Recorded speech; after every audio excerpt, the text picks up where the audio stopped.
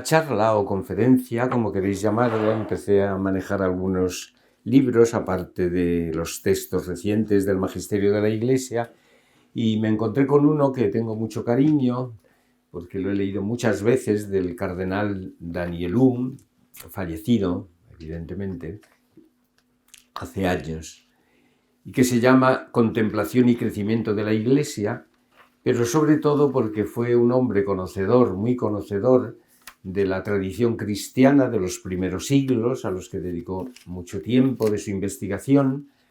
Y en ese libro, que es un libro muy asequible, no es un libro de altura de investigación, sino de espiritualidad, pues me dio la clave una fórmula que él utiliza cuando dice que entre la oración y la misión hay una causalidad recíproca, dice él. Ahí encontré yo como el hilo argumental de esta charla, ¿no? Causalidad recíproca. Quiere decir lo que acaba de afirmar José María, que no hay oración sin misión, no hay misión sin oración, y que todo va muy unido. Si me permiten remontarme al misterio trinitario, solamente para hacer un apunte, yo recuerdo que en los ejercicios espirituales de San Ignacio de Loyola, cuando llega a esa meditación preciosa de la encarnación, presenta a la Trinidad dialogando entre los tres, viendo el mundo. Los que han hecho ejercicios espirituales verdaderamente ignacianos lo recordarán, que hablan entre ellos, que coloquian y que deciden enviar al Hijo con esta fórmula: hagamos redención del género humano. Podemos decir que la misión de Cristo nace por una decisión trinitaria, de ese coloquio que en Dios siempre se da entre las tres personas. Bien, esto era como un inciso. En la Sagrada Escritura nosotros tenemos amplísimos textos donde podemos ver que la oración y la misión están implicadas mutuamente y que existe esa causalidad recíproca de la que habla el cardenal y teólogo Danielú. Las grandes vocaciones misioneras han nacido de un encuentro con Dios. Paso muy rápidamente porque ustedes las conocen. Moisés en la zarza ardiendo recibe la misión en ese encuentro trascendente con Dios, que le revela su nombre, que le dice que se descalce porque la tierra que pisa es sagrada. Le está hablando de un encuentro con Dios trascendental, ¿no? Y luego más adelante, donde recibe Moisés la ley y la misión liberadora del pueblo de Israel, en el monte Sinaí, después de un tiempo que ha pasado allí orando, rezando, hasta que al final Dios se le muestra, se le manifiesta. ¿Dónde encuentra Elías su misión profética cuando se pone debajo de un árbol y le pide a Dios: quiero morir, déjame morir, porque esto no hay quien lo aguante, ¿no? Como muchas veces nos pasa a nosotros, que decimos: Señor, llévame pronto contigo porque este mundo es imposible. Bueno, pues recibe en el Monte Santo, en el Horeb, la misión. Cuando le da un poco de pan y de agua para el camino, el cuervo le trae el pan y dice: venga, déjate de que te quieres morir y ponte a trabajar. Isaías, ¿dónde recibe su misión? En el templo donde servía, ¿no? En esa vocación impresionante en la que él ve que un querubín coge un ascua del brasero del templo para quemarle los labios, purificarle y enviarle a la misión. Jeremías, que era un joven como alguno de los que da gusto ver aquí, como estos jóvenes que hay por ahí, pues también recibe la misión en una llamada directa de Dios. Él dice: soy un muchacho, y al final dice: déjate de que eres un muchacho, tú ponte en camino, que el que te llama te hará fuerte, ¿no? Hay un pasaje de la Escritura que a mí me gusta mucho y que además lo hemos leído hoy en el oficio de lecturas, los que leemos el oficio, y es ese Moisés que en la lucha contra Amalek se siente débil, flaco, y tiene que orar con los brazos levantados, y como era tan viejo ya o mayor, pues se le caían los brazos y necesitó a dos amigos y compañeros que le sujetaran los brazos para que orara, porque mientras tenía los brazos levantados, ganaba a Israel, y si bajaba los brazos, ganaba el enemigo. Hay una escena también impresionante de la reina Esther, recordarán, es un libro precioso, cuando ve que su pueblo peligra, pues ¿qué hace? Dedicarse a la oración, al ayuno, orar intensísimamente a Dios, se quita el ropaje de reina, se viste de sierva, se echa ceniza en el cabello antes de entrar en la presencia del rey Asuero para interceder por su pueblo, etcétera, etcétera. Los nacimientos de Sansón y de Samuel suceden como respuesta, que son dos grandes enviados de Dios, como respuesta a la oración de sus madres que al ser estériles suplican que Dios les conceda descendencia. En el Nuevo Testamento tenemos otros ejemplos que ustedes recordarán. Zacarías, cuando entra en el templo para orar, es cuando recibe el anuncio de Gabriel de que será padre, y no digamos nada de María, cuando en el encuentro con Gabriel recibe la misión de ser madre del Hijo de Dios.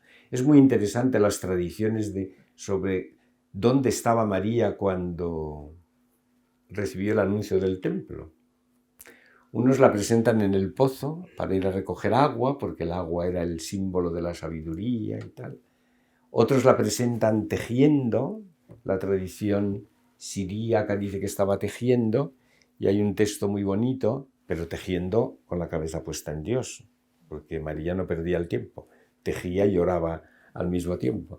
Entonces dice que lo que estaba tejiendo, dice esa tradición, era la carne de su hijo, que estaba haciendo.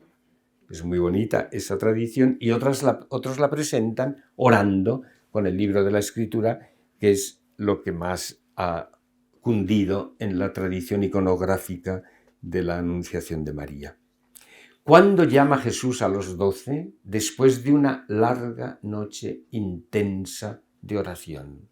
La llamada de los 12, no lo olvidemos, que serán las columnas de la Iglesia, los misioneros, los apóstoles, ha nacido de una oración intensa de Cristo, que era el Hijo de Dios y que sin embargo se pasó una noche orando porque iba a tomar una decisión importantísima para la Iglesia.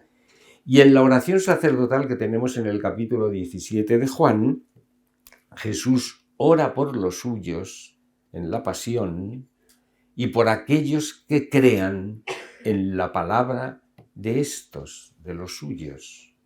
Ese texto precioso: del mismo modo que tú me has enviado, yo los envío, Padre, custódialos, guárdalos, y pide primero por ellos, porque son los primeros, los apóstoles son los primeros destinatarios de la misión, y en segundo lugar por aquellos que serán creyentes por el testimonio y por la palabra de los 12. En la Redentoris Missio, que es un texto precioso y que no ha pasado de tiempo ni de moda, es un documento fundamental sobre la misión de San Juan Pablo II, dice que todo el sentido misionero de Juan, el evangelista, está expresado en la oración sacerdotal. O sea que ahí está, diríamos, la teología joánica de la misión. Si ustedes se quieren meter en ese hermoso evangelio, encontrarán que ahí está expresada la realidad de la misión. La oración de Jesús en Getsemaní es también un momento crucial, porque es donde Jesús acepta de una manera, no es que no lo hubiera aceptado antes, pero en esa lucha agónica que tiene en Getsemaní, dice: Padre, si es tu voluntad, retírame este cáliz, mas no se haga mi voluntad sino la tuya. La misión de Cristo se confirma ahí, en ese: Padre, que se haga tu voluntad. Y la voluntad del Padre, ¿cuál es? Que Cristo vaya a la muerte para realizar la misión que se le ha encomendado. En sus viajes apostólicos, Pablo pedirá oraciones para la misión en varias ocasiones. Y no solamente pide oraciones, sino que él expresa lo que significa la misión con algunas fórmulas que indican que estaba en perfecta comunión con el Espíritu, porque dice que el Espíritu le llevó, el Espíritu me impidió ir a tal sitio, o el Espíritu me movió para que fuera a tal sitio. Da la impresión de que Pablo es un personaje que está en el ámbito permanente del Espíritu para ir donde el Espíritu le dice o para no ir, lo cual quiere decir que estaba en continua oración, podríamos decir, o escucha del Espíritu. Esta síntesis muy rápida de los textos que me parecen importantes de la Escritura nos hablan de esta intrínseca relación. Paso al magisterio de la Iglesia. La recomendación de orar, como acaba de decir José María, ¿no? Que la oración es la primera obra misionera, ¿no? La recomendación de orar en favor de la misión es una constante. Por ir a lo más cercano, el Papa Francisco, nos lo ha recordado José María, ha pedido que el año 2024 sea de intensa oración para la celebración del año jubilar, dedicado al tema, como saben, de la esperanza, que es algo que necesitamos mucho, ¿no? Esperanza, porque parece que a veces los cristianos hemos dejado de creer de que este mundo puede ser otro, puede ser mejor, o hemos dejado de lanzarnos a la misión porque hemos pensado que bueno, que ya se las apañará Dios, porque nosotros, con lo pocos que somos, lo cansados que estamos y ya hemos perdido comba, pues que lo haga Dios o que los que vengan. Y como los que vienen son pocos, se queda ahí. En su carta precisamente a Rino Fisichella, o Fisichella, dice: en este tiempo de preparación me alegra pensar que el año 2024 pueda dedicarse a una gran sinfonía de oración para recuperar el deseo de estar en la presencia del Señor, de escucharlo y de adorarlo. ¿No? Estar en presencia define muy bien lo que es la oración, que no es estar un ratito, bueno, ahora que tengo 10 minutos paso a la capilla, me siento un rato y luego ya. No, es escucharlo, estar en su presencia y adorarlo. Orar para agradecer a Dios sus múltiples dones. Orar como voz de un solo corazón y una sola alma. Orar como vía maestra hacia la santidad. Durante la JMJ de Lisboa se dirigió con estas palabras a los agentes de pastoral en el rezo de vísperas, el mismo Papa Francisco. Solo en adoración, solo ante el Señor, se recupera el gusto y la pasión por la evangelización. Gusto y pasión. Y curiosamente la oración de adoración la hemos perdido, dice el Papa. Y todos, sacerdotes, obispos, consagrados, consagradas, tienen que recuperarla, estar en silencio delante del Señor. La Madre Teresa de Calcuta, metida en tantas cosas, nunca dejó de adorar, aun en los momentos en que su fe tambaleaba y se preguntaba si era verdad o no. Momento de oscuridad que también le pasó a Teresa, Santa Teresita de Lisieux, o del Niño Jesús, en los momentos de su oscura noche de fe, que los investigadores actuales han mostrado que fue mucho más grande de lo que ella deja insinuar en algunas expresiones que escucharon sus hermanas en los momentos últimos de su enfermedad, que fue una verdadera noche de fe. Hay una frase que llamó mucho la atención a los que hicieron la causa de canonización de Santa Teresa de Lisieux, en la que una monja testificaba que ella había dicho: debo dejar de escribir porque temo blasfemar.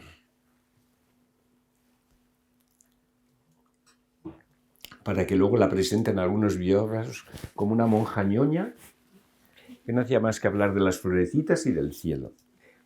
No la descalzan, todos esos no la descalzan ninguna de sus zapatillas.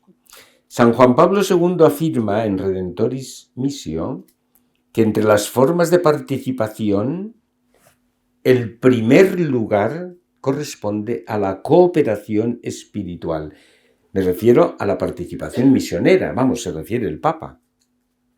Le corresponde la cooperación espiritual, oración, sacrificios y testimonio de vida cristiana, para que el anuncio de la palabra, dice el Papa, sea realmente eficaz. Y por último, en Evangelii Gaudium, el Papa Francisco, digo por último en este recorrido que quiero hacer antes de pasar al siguiente apartado, el Papa Francisco, en su encíclica programática, porque Lumen Fidei en realidad era una carta que ya tenía preparada el Papa Ratzinger, y él lo que hizo fue asumirla y completarla. Pero en Evangelii Gaudium dicen, la primera motivación para evangelizar es el amor de Jesús que hemos recibido, esa experiencia de ser salvados por Él que nos mueve a amarlo siempre más. Pero ¿qué amor es ese que no siente la necesidad de hablar del ser amado, de mostrarlo y de hacerlo conocer?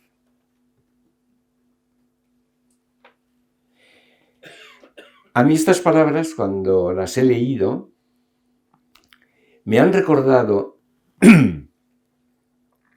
en un libro que leí sobre el declive de la pasión misionera en el siglo pasado y en este, porque ha habido un enorme declive, así como el siglo XIX fue un momento en que salieron obras eucarísticas y obras misioneras y obras apostólicas impresionantes, a pesar de ser un siglo verdaderamente cerrado a la fe y anticlerical, antieclesial, etc.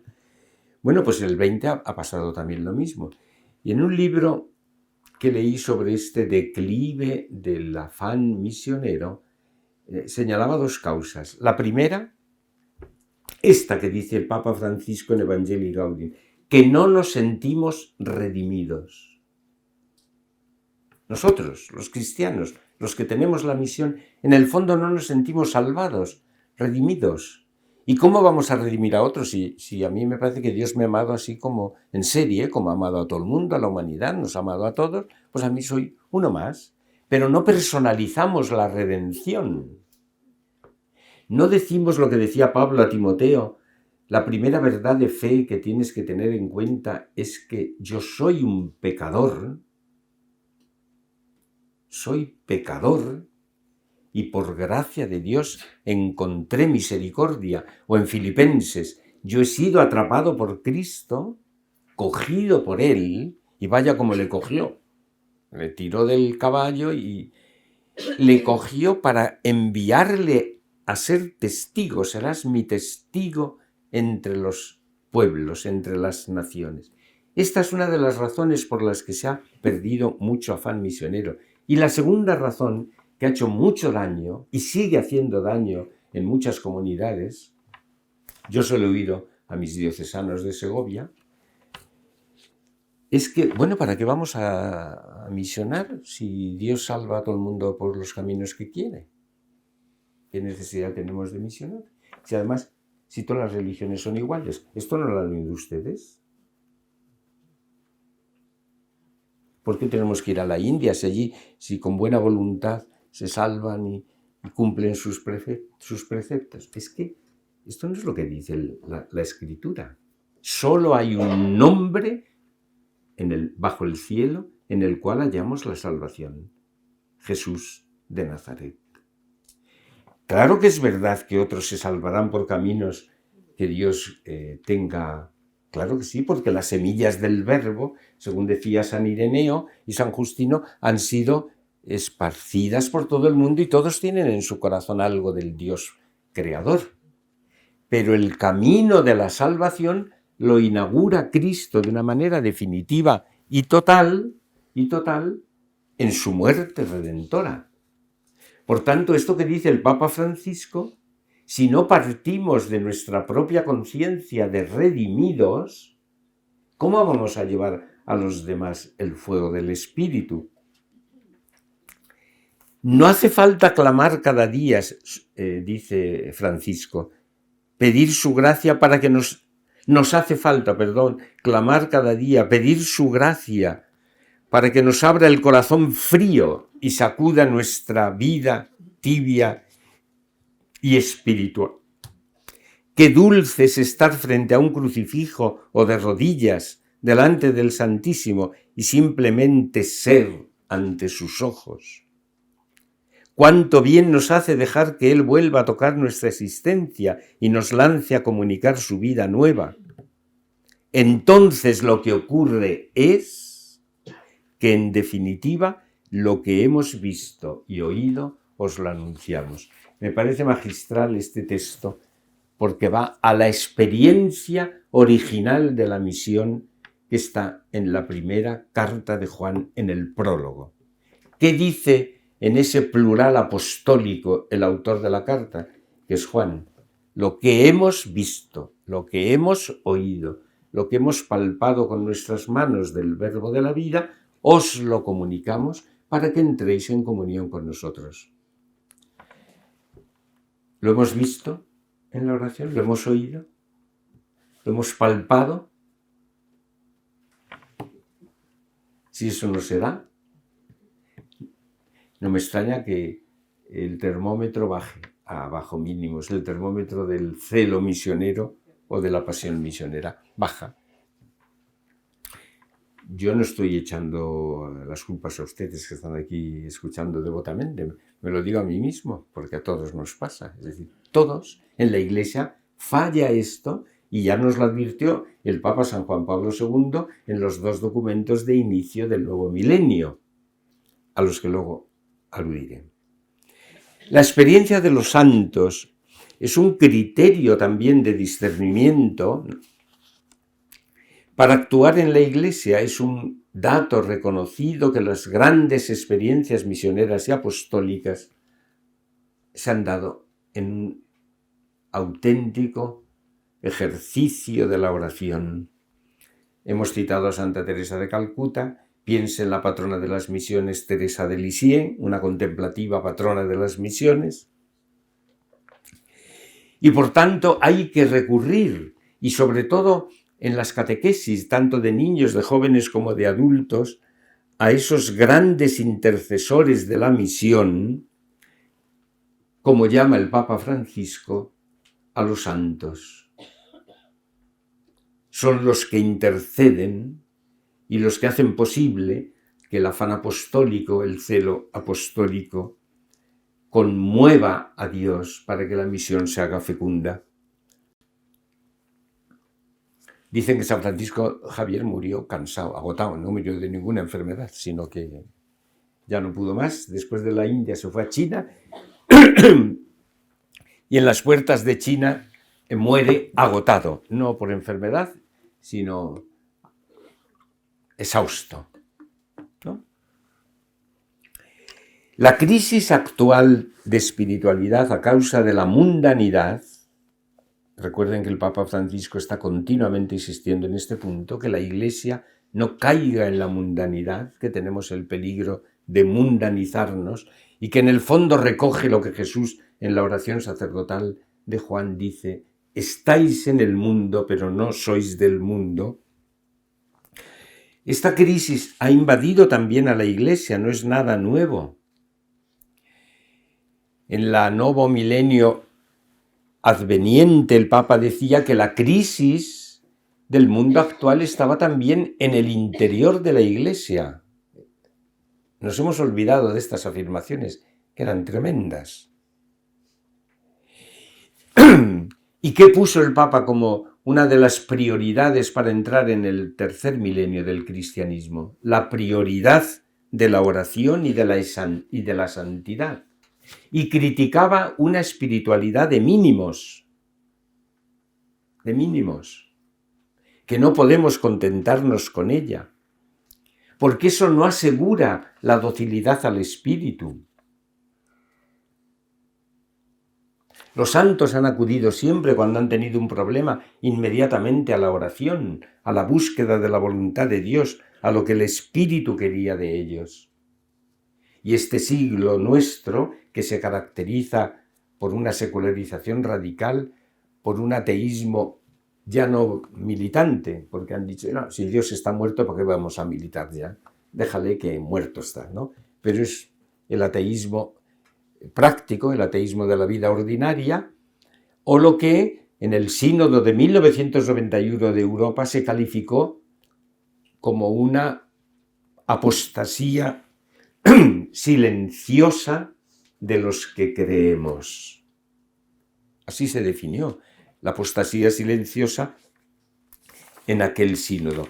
Y el Papa Francisco ha dicho unas palabras que no se las han cogido muy así, porque, como ya saben ustedes, se selecciona lo que interesa de los papas. Esto me gusta y lo cojo, esto no me gusta y lo dejo. Pero en un discurso que tuvo cuando se celebraron los 50 años de la creación de las conferencias episcopales en Europa, el conjunto de conferencias episcopales, el Papa dijo,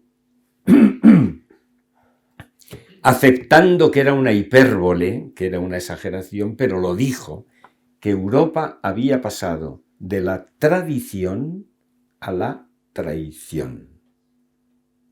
En la BAC están recogidos los discursos del Papa Francisco sobre Europa, léanlos y ya verán cómo está Europa y qué es lo que nos está pasando también a nosotros en España, que somos parte de Europa. Hemos pasado de la tradición a la traición y hemos perdido, decía él, capacidad para educar a las nuevas generaciones. Por tanto, no hay, ya lo ha dicho antes José María, no hay una oposición ni una contradicción entre contemplación y misión, entre oración y misión, puesto que los grandes misioneros han sido, en primer lugar, contemplativos. San Francisco de Asís, ustedes saben que se retiró al desierto de Alverne antes de expandir el mensaje del Evangelio. San Ignacio de Loyola se retiró a Manresa porque quería ser monje. Y los contemporáneos suyos y algunos de sus biógrafos dicen que le dio por una manía de ascetismo y de penitencia, que parecía un señor que había perdido la cabeza, porque quería esconderse, meterse en una gruta, y así se dejó las uñas, no se las cortaba, los pelos tampoco. Imagínense qué visión. No es ese Ignacio de Loyola que vemos en los cuadros, ¿no? Hasta que descubre que por ahí no va a ninguna parte. Y San Bernardo de Claraval tiene este texto que a mí me parece preciosísimo, de un gran santo, como era él, contemplativo, reformador de los benedictinos, la orden benedictina, tal como se estaba realizando en Cluny, que había perdido pues la dimensión espiritual trascendente. Y dice San Bernardo de Claraval que prácticamente pasó la vida fuera del convento, o sea, que era un contemplativo, pero corretón, ¿no? Como Santa Teresa de Jesús, que la llaman la andariega, a pesar de sus tratados de oración y de sus elevaciones místicas. Dice San Bernardo de Claraval, yo soy la quimera del siglo, ni monje ni laico. Cuando estoy en mi monasterio, estoy devorado por el celo de las almas y solo tengo una idea, la de predicar. Pero cuando estoy fuera, tengo la nostalgia de mi monasterio, de la soledad de solo Dios. Esta me parece a mí que es un texto magnífico para explicar la tensión entre orar y trabajar, misionar y orar. Esta es la tensión de quien descubre que tiene que llevar el Evangelio, pero que no puede llevarlo si al mismo tiempo el fuego de Dios, como le pasaba a Elías, no está tomando posesión de él. No podemos dirigirnos a los hombres, ni ustedes ni yo, vuelvo a decir, si no hemos fraguado en el corazón eso que Dios quiere que digamos. El padre Danielú dice, el corazón lleno de Dios habla de Dios y habla de Él sin esfuerzo. Ojo con esto, porque a veces parece que cuando tenemos que dar un testimonio tenemos que decir, ay, que llega el momento, a ver cómo hago esto, porque tengo que dar testimonio de mi fe, con lo difícil que es, con la bruja que tengo delante, con este señor que me está mirando a ver si me apuntan y me ponen en la lista negra. Pues ya te lanzas, ¿no? El corazón lleno de Dios habla de Dios y habla de Él sin esfuerzo, mientras que nosotros hablamos de Él frecuentemente con esfuerzo, puesto que nuestro corazón no está suficientemente abrasado. Y qué distinto es ver, a mí me conmueve cuando veo a una persona que da un testimonio que le viene de dentro, digo, qué conmovedor es, qué impresionante es, y cómo la gracia de Dios triunfa en él, triunfa. Y dices, este es un misionero. Y San Juan Crisóstomo decía que si viviéramos realmente el Evangelio, la Iglesia no necesitaría predicadores. San Juan Crisóstomo, que ha pasado a la historia como el Boca de Oro, ¿no? Que si realmente viviéramos el Evangelio, los cristianos, por el testimonio de vida, no necesitaríamos la predicación, aunque la predicación sea mandato de Cristo.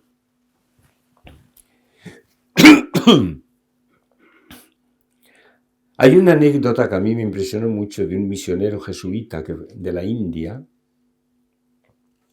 a propósito de lo que he dicho antes, de que es preciso el anuncio explícito de Cristo, no basta solo el testimonio. El testimonio es fundamental, necesario, lo tenemos que hacer porque estamos unidos a Cristo, pero que no basta el testimonio, sino que tenemos que predicar el nombre, las obras, los milagros, como dice Evangelii Nunciandi del Papa San Pablo VI. Pues bien, este jesuita fue a predicar y tuvo una predicación de esas multitudinarias. Y dice que en las primeras filas de donde estaba predicando había un hindú con una barba larguísima de esos que son de película, ¿no? Y con su manto. Y entonces cuando terminó de predicar, este señor le dice, Padre, quiero bautizarme. Y entonces el jesuita se quedó muy sorprendido y le dijo, pero bueno, ¿cómo usted, solamente por esto que yo he dicho, por la predicación que he tenido, usted quiere bautizarse? Y le contestó, porque esto que usted ha dicho es lo que yo he esperado oír durante toda mi vida.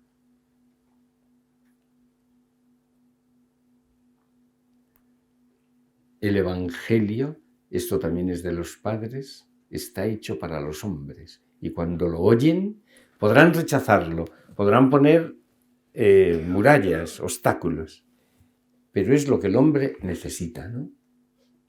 El Evangelio, la proclamación. Nos llama la atención, y a lo mejor hay una exageración en el libro de los Hechos de esas conversiones de 3.000 personas con la predicación de Pedro el día de Pentecostés, etc. Pero es que el Evangelio es para el hombre, y el hombre está necesitado del Evangelio. No nos lo quitemos esto nunca de la cabeza. No hay nada más adecuado a la naturaleza del hombre, a la naturaleza de la persona, que el Evangelio de Cristo, que Cristo mismo. El problema es que muchas veces la misión misma nos capta de tal manera o nos absorbe de tal manera que dejamos de orar y la misión se convierte en activismo, que desgasta y que nos quita ese fuego de la transmisión de la fe, ese fuego que Cristo ha venido a encender y que quiere que arda. Y un cristiano no puede olvidar jamás que la primera miseria del hombre es la miseria espiritual. Esto también lo ha dicho el Papa Francisco, que no debemos contentarnos simplemente. Es verdad que la Iglesia busca la promoción integral de la persona humana, integral. Y el elemento primario del hombre y fundamental es el cuerpo, por supuesto, y el espíritu, que están en íntima relación. No podemos olvidar la dimensión trascendente del hombre. Una vez le preguntaron a Santa Teresa de Calcuta que ella qué hacía, lo primero que hacía, si predicar o dar de comer. Y dijo, yo hago todo al mismo tiempo. No sé si fue además en el aeropuerto de Barajas, una vez que yo fui a recogerla, era obispo auxiliar de Madrid, y me parece que fue allí que le dijeron, ¿qué es primero? Esas distinciones que nosotros hacemos, no, tú primero dale de comer y luego ya le anunciarás el Evangelio. ¿Dónde está eso? ¿Dónde está? Lo tenemos en el Evangelio, es lo que hacía Cristo. ¿Qué le hizo al paralítico? Que le llevan allí para que le cure y dice, tus pecados quedan perdonados. Ande, hombre, que para esto he venido. Anda, mira lo que me dice. Y los otros por detrás criticando. ¿Y quién es este para perdonar pecados? Si lo que tiene que hacer es curarle, si puede. Pues vaya si pudo. Esa separación que se hace no es ni teológica, ni pastoral, ni espiritualmente aceptable.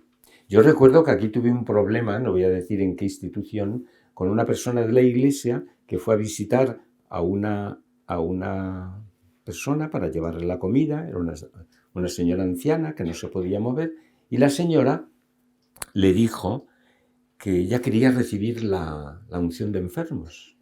Y le dijo, mire, eso no es una cuestión mía, yo aquí a lo que vengo es a esto, a traerle la comida y tal.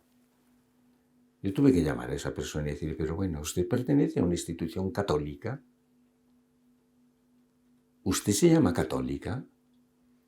Y usted es una persona que le está ayudando, que me parece muy bien, en su vulnerabilidad, que le dice que quiere recibir, dice que eso no es cuestión de usted. Los sacramentos no son cuestión de los cristianos y de todos los cristianos. Si yo veo que una persona está en el lecho de muerte, no soy capaz de decirle, ¿quiere usted reconciliarse? ¿Quiere usted recibir el sacramento de la unción que fortalece el espíritu y el cuerpo? Son esas oposiciones absurdas, inaceptables, que nos hemos tragado y que en el fondo son pura ideología. No tiene que ver nada con el Evangelio. Nada. ¿Y qué ha pasado ahí? Pues esa especie de contraposición entre la necesidad del espíritu y la necesidad del cuerpo, que están íntimamente unidas. Íntimamente unidas. Nuestro tiempo se ha hecho más sensible quizá a la miseria espiritual porque Dios parece inútil a este respecto. El Papa Francisco, y leo textualmente del Papa, en Evangelii Gaudium, puesto que esta exhortación se dirige a los miembros de la Iglesia Católica, quiero expresar con dolor que la peor discriminación que sufren los pobres es la falta de atención espiritual. La inmensa mayoría de los pobres tiene una especial apertura a la fe. Necesitan a Dios y no podemos dejar de ofrecerles su amistad, su bendición, su palabra, la celebración de los sacramentos y la propuesta de un camino de crecimiento y de maduración en la fe. La opción preferencial por los pobres debe traducirse principalmente en una atención religiosa privilegiada y prioritaria. Evangelii Gaudium 200. Tomar conciencia de esto es imposible si uno no vive la necesidad que él mismo tiene, que yo mismo tengo, de que el Señor me redima, me salve de mi fragilidad espiritual. Los milagros de Jesús no son primaria ni fundamentalmente signos de misericordia hacia el enfermo. Son signos de que Él salva y cura, naturalmente, pero porque salva en la integridad a la persona. Porque si no, Jesús hubiera sido injusto. ¿Por qué cura a 3 muertos? ¿Por qué resucita a 3 muertos y no a más? ¿Por qué cura a un leproso y no cura a otros? Porque eso que hace Jesús, que es verdaderamente obra de misericordia y de compasión, se le conmovieron las entrañas, dice el texto de Marco, cuando va a curar al leproso,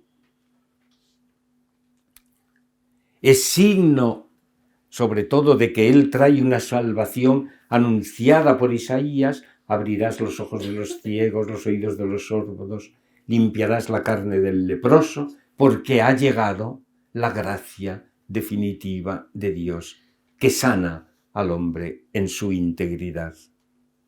Una oración que se redujera simplemente a las necesidades materiales de la persona estaría falseada. Y por eso dice Santiago: pedís y no recibís porque pedís mal. ¿No sabéis pedir? Es verdad que yo tengo que pedir que me curen cáncer. Es verdad que tengo que pedir que me dé el trabajo que no tengo, el techo que no tengo. Pero no te quedes ahí, no te quedes ahí, a un salto. Pídele que sea realmente el Salvador, que sea realmente el que te ha redimido y el que te redimirá siempre. Leo este texto del cardenal Danielou, que me parece fundamental y que termino casi con él. Cuando a veces los cristianos no cumplimos con esta misión del mensaje trascendente, de Cristo, que nos ha venido a anunciar algo que muchas veces ocultamos, el fin último, la escatología, las verdades últimas de la fe, que esta vida da paso a otra, que ya ha comenzado, que es la vida eterna. Y a veces esto lo silenciamos. Quizá porque no sabemos predicarlo bien o explicarlo bien, o quizá porque, bueno, esto del cielo, a saber si hay algo. A saber. Ustedes habrán oído muchas veces lo del Señor que le están dando la unción de enfermos, el cura todo piadoso, y él está ya en su lecho de muerte, y le dice: ale, tenga mucho ánimo, que ya está usted en las manos de Dios. Y entonces le contesta el Señor: mire usted, como en mi propia casa, en ningún sitio. No sé si lo han oído. Pues así. Bueno, sí. Vete a saber lo que hay detrás. ¿Y si no hay nada? Pues dice, a propósito de estas reservas que a veces tenemos para predicar la integridad, la totalidad del Evangelio y el fin último del hombre, que es la salvación definitiva, San Ignacio de Loyola en el presupuesto, principio y fundamento de sus ejercicios. En este sentido quiere decir Danielou, que está desarrollando la dificultad que a veces tenemos para evangelizar en esta dirección. Los cristianos decepcionan frecuentemente a los no cristianos. Lo que los no cristianos reprochan a los cristianos no es el ser cristiano, sino el no ser perfectos. ¿Acaso lo hacen de forma exagerada e injusta a veces? Pues bastante fácil es criticar cuando se está fuera. Quienes quieren que los cristianos sean santos no saben aceptar la parte necesariamente humana que hay en la Iglesia. Pero en el fondo el reproche es legítimo. Algunas obras cristianas, como las de Bernanos, alcanzan a los ateos precisamente porque van a lo esencial, a lo trinitario y a lo sacramental.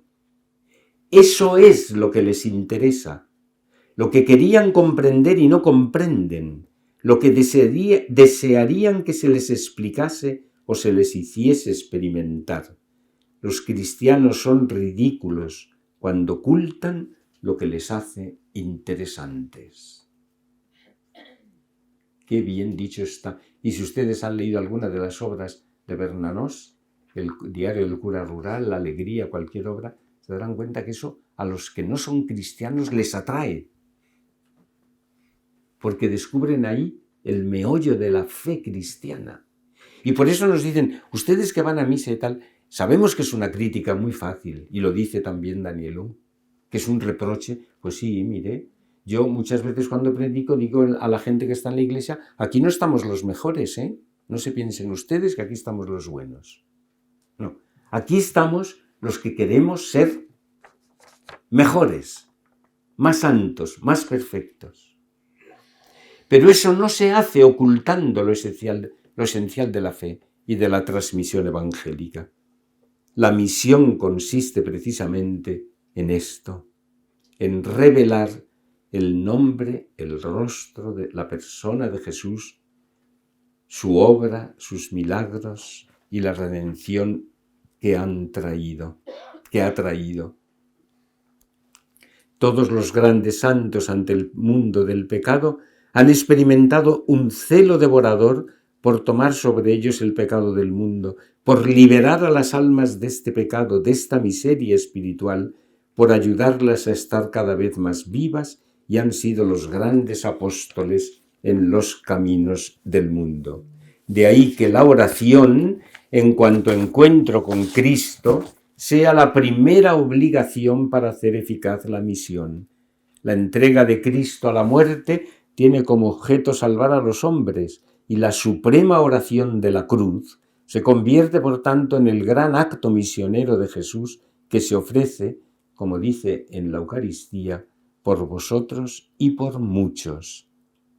Desde esta perspectiva entendemos la mutua relación entre las dos realidades, la recíproca causalidad de la que habla Danielú y la necesidad de que la iglesia misionera sea, en primer lugar, una iglesia orante unida al Señor.